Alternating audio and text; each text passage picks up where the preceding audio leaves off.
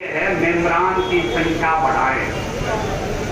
ये लड़ाई बहुत लंबी और बहुत ताकतवर लोगों के साथ है। मेंबरान की संख्या बढ़ाने के साथ साथ मेरा ये सुझाव है कि 550 प्लस बार एसोसिएशन पूरे राजस्थान में है। छोटी से छोटी बार में कम से कम 5 सदस्य मनोनीत हैं और बड़ी बार में 10 से 15 सदस्य मनोनीत हैं। यदि इनको जोड़ा जाए तो 3000 प्लस संख्या होती है। मैं आज अभी इसी वक्त से संघर्ष की रणनीति बनाने अंजाम तक पहुंचने के लिए तैयार हूं, क्योंकि मैंने मेरे सांबर के साथियों के साथ ये वादा किया था कि आपके चरणों की धूल जो मेरे माथे पर मस्तिष्क पर तिलक के रूप में शोभित हो रही है, दीपेंद्र सिंह का सर जब तक इस धड़ से जुड़ा हुआ है, मैं आपकी रज को अपमानित नहीं होने दूंगा।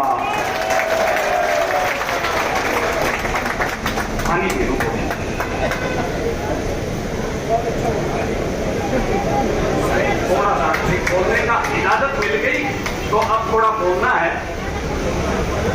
हाँ, आज से ही शाम तक हम 500 अध्यक्ष जो यहाँ पधारे हुए हैं उनसे मेरा निवेदन है, घर मैसेज कर दें, अपनी अपनी बार के कार्यकारिणी के सदस्यों को कह दें, मेरा निक्कर लाने के लिए, अंडरगारमेंट्स लाने के लिए मैंने मेरी बार के सदस्यों को कह दिया भाई यही ले आना। हम यहीं बैठेंगे, डे बाय डे रणनीति बनाएंगे। अब रणनीति क्या होगी मैं 10 तारीख तक वेट नहीं कर सकता। स्पष्ट बता रहा हूं, मैं 10 तारीख तक किसी भी सूरत में वेट नहीं कर सकता, क्योंकि मुझे काम चाहिए। मेरी आदत पड़ी हुई है, मुझे काम करना है और काम आप दीजिए। मैंने जिम्मेवारी ली है आपका काम करने की, सच्चाई से, निष्ठा और लगन से मैंने आपका काम करने का आपके साथ वादा किया है। पहले मैं मेरा वादा निभाऊं, फिर मैं किसी सरकार को वादा निभाने के लिए निवेदन करूं। अब कल तक ये रणनीति बन जानी चाहिए कि हम 3000 प्लस सभी बार के मेंबरान न्यायपालिका के माध्यम से, सरकार के माध्यम से, जनप्रतिनिधियों के माध्यम से, मीडिया के भाइयों के माध्यम से, जनता के माध्यम से इस सरकार से इस प्रोटेक्शन एक्ट के बारे में वार्ता चालू करें। एक बहुत दुखद बात, मेरी बात में व्यंग नहीं होता, सच्चाई होती है, लेकिन वो व्यंग बन जाता है।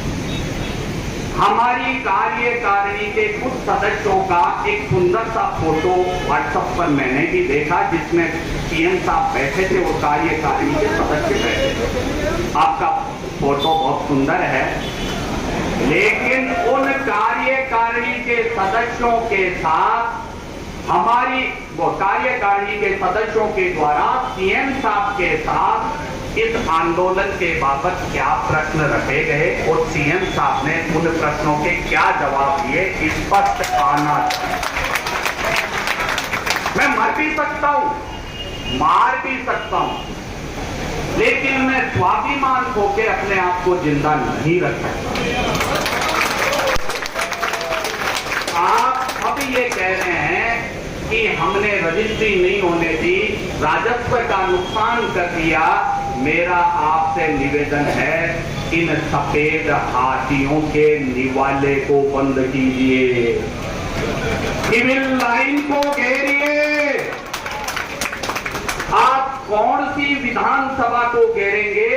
अगर उसको माने तो वो मंदिर नहीं, एक पत्थर का भवन।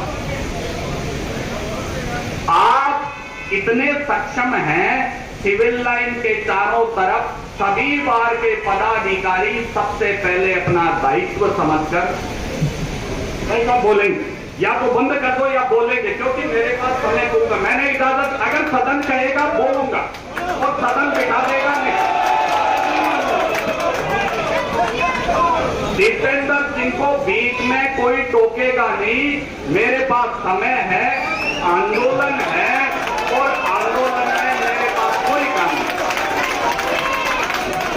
एक बात, क्योंकि मैं किसी भी व्यक्ति को मेरे शब्दों से कोई ठेस नहीं पहुंचाना चाहता, लेकिन यह आगाह कर देना चाहता हूं, दीपेंद्र सिंह डरता नहीं है और ना ही झुकता है। चलो तो आगे बढ़ाते हैं कार्यक्रम को कि इन सिविल लाइन वालों की खाद्य रसद को बंद कर दिया जाए। संख्या कम पड़े, अपनी अपनी बारों के मेंबरान को बुलाते जाएं, चारों भागों में बांट दें।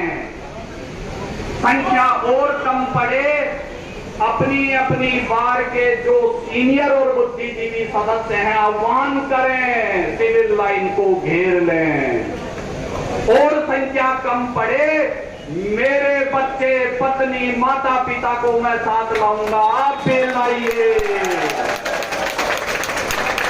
और संख्या कम पड़े तो जनता से, मित्रों से, संबंधियों से, रिश्तेदारों से कहेंगे आइए हमारी वार्ता करवाइए। अब मैं एक अपील करना चाहता हूं, मेरे देश के न्यायपालिका के मंदिरों में बैठे हुए उन सभी न्यायपालिका के मेंबरान से, इस देश के सच्चे और अच्छे उन सभी व्यक्तियों से, इस देश के हित में जो बात करते हैं उन सभी व्यक्तियों से, सभी संस्थाओं से, सभी से मैं एक अपील करना चाहता हूं कि इस देश में ना तो कैंसर सबसे बुरी बीमारी है, ना कोड बुरी बीमारी है, ना टीबी बुरी बीमारी है, ना कोविड बुरी बीमारी है। अरे सबसे बड़ी बीमारी सिविल लाइन है, इसके टीके का इजाद कीजिए, टीका इजाद कीजिए। इस सिविल लाइन के टीके को बनाने का प्रयास कीजिए। हमारी सिविल लाइन को प्रदूषण से मुक्त कीजिए। प्रदूषण फैलाने वाली जो फैक्ट्रियां लगी है उन फैक्ट्रियों को बंद कीजिए। आपके क्षेत्र के जितने भी जनप्रतिनिधि हैं, जो सच्चे और अच्छे जनप्रतिनिधि हैं, चेतावनी दीजिए, निवेदन मत कीजिए। ऐसा बोलूंगा आप ये कहते हैं, मैं बोलूंगा, मैं फ्री हूं या मैंने पहले इजाजत ली है कि मैं बोलूंगा। हाँ, सदन कहेगा वो करूंगा।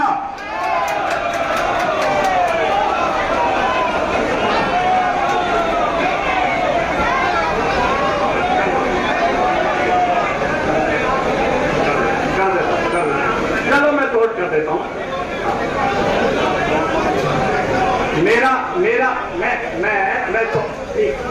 मैं कर देता हूं भाई, व्यवस्था भी बनी रहे, व्यवस्था बनी रहे।